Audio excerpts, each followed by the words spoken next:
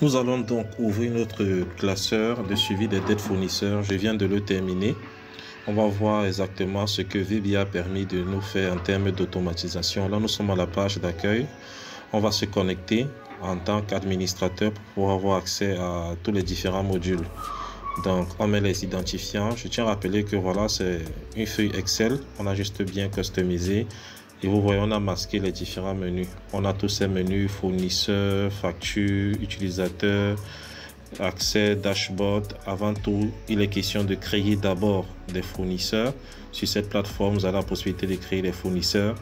Et vous voyez, c'est sur des formulaires utilisateurs. Ça fait en sorte que voilà, les feuilles Excel sont protégées. Si vous avez des personnes qui ne maîtrisent pas Excel, c'est pas un problème. Elles peuvent travailler directement ici. Ici, là, nous, on édite maintenant une dette fournisseur. On renseigne les différents champs, dates et tout. On met les délais en termes de jours et le plan de calcul. Si c'est calculé à partir de la fin du mois ou bien à partir de la date de facturation pour le délai qu'on aura choisi. On met le montant et voilà, ça entre directement dans la BD. Une fois que ça a été fait, voilà, tout est pratiquement OK. Les calculs se font automatiquement par derrière. On peut avoir accès à l'analyse, au dashboard pour voir exactement le suivi de toutes les différentes dettes.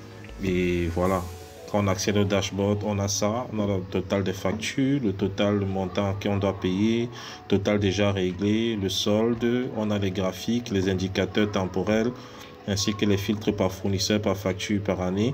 On a la possibilité de voir l'évolution mensuelle, voir également les factures non échues payées et factures non échues non payées, voir leur progression en fonction des différents filtres. Voilà, toute l'analyse est là.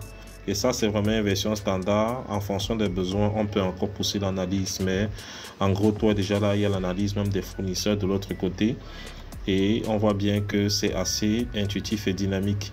On peut faire des filtres pour voir exactement ce qu'un fournisseur en particulier a eu à générer dans le système, ou bien une facture particulière. On a les tendances qui se mettent automatiquement à jour. Donc, le plus difficile, c'est juste enregistrer la facture avec les paramètres de date de délai. Tout se met à jour. Là, on a l'accès à partie analyse et tableau croisé dynamique pour avoir une analyse beaucoup plus poussée avec les différents filtres. Ça va permettre à l'administrateur de pouvoir suivre également son évolution chiffrée.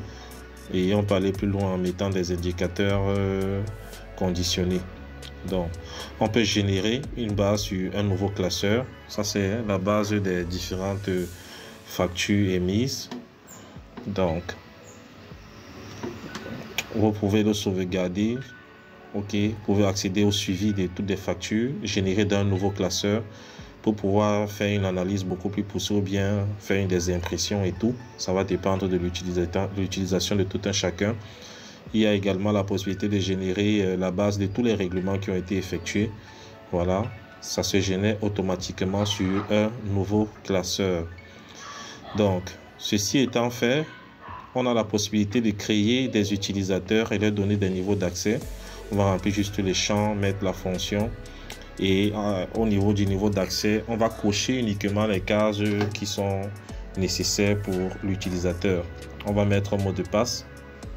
Et à l'accès, on va cocher les cases d'accès pour l'utilisateur. Du coup, vous pouvez envoyer ce fichier à une personne et savoir exactement ce que la personne va devoir toucher dans le fichier.